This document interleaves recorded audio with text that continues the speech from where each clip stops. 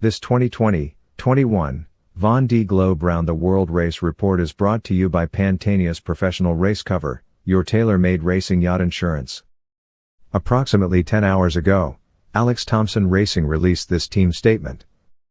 At approximately 7 p.m. UK time this evening, Friday 27 November, Alex notified the team on shore of damage to the starboard rudder of Hugo Boss. The team immediately advised Alex to disconnect the rudder to regain steerage. He now has control of the yacht with one rudder, and is safe and in no danger on board. The team is working to assess the extent of the damage. A further update will be released tomorrow. Currently Hugo Boss is in 14th place, sailing at 11.3 knots. Meanwhile on Linkedout, after cutting off part of his damaged port foil, Linkedout solo skipper, Thomas Ryant, is back in full race mode, chasing runaway Vendee Globe leader Charlie Dallin, who has escaped into the roaring 40s, surging eastwards towards the longitude of Cape of Good Hope, now with a cushion of 300 miles. Ryant cut 2 meters from the tip of his damaged foil, in a perilous operation, which was made easier by the unusually calm wind and sea conditions in the South Atlantic. His speeds will be compromised on starboard jibe, especially during the ensuing month in the southern oceans, but the skipper from north of France is determined to all he can to mitigate any loss of performance. Thomas is moving well now and wants to get as far south, to cross the fleet before he jibes over, and it is good to see him back in the race at almost full potential. In terms of numbers, it is difficult to estimate how much his potential will be compromised. The designers and team are working on estimations to what the new polars would be, but the boat is compromised.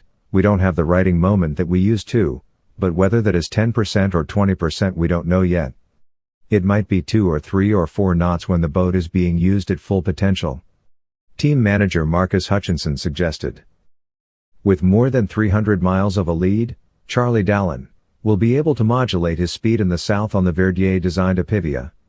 He was averaging more than 20 knots at times today, now racing at around 41 degrees south. He jibed at around 8 a.m. this Friday morning at around 50 nautical miles north of the Antarctic exclusion zone, the virtual ice barrier that the solo racers must stay north of. With around 1,300 miles to go to the longitude of the Cape of Good Hope, Dallin should cross on Monday morning. Finally clear of the sticky clutches of the South Atlantic high pressure, the main fleet seemed to have been gifted a great weather situation, not least Louis Burton, Bureau Valet, and Sam Davis, Initiatives Kerr, who were first to break south 3 days ago. They are lined up on the face of a low-pressure system, which should catapult them east, to close with slightly more wind pressure than their closest rivals to their north. There is the enduring prospect of a fast, close race between the boats placed 2nd to 10th today. Yannick Bestaven is 4th this afternoon on Matercock, 14 miles up on Kevin Escoffier, PRB, who in turn is 14 miles ahead of Boris Herman, Sea Explorer Yacht Club de Monaco, 18 miles clear of Arkea Poprik, sailed by Sebastien Simon.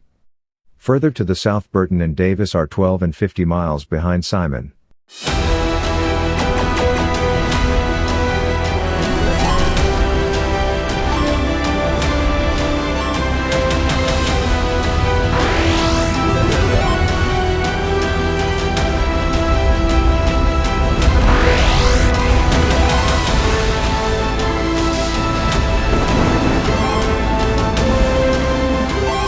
Taking your racing to the next level.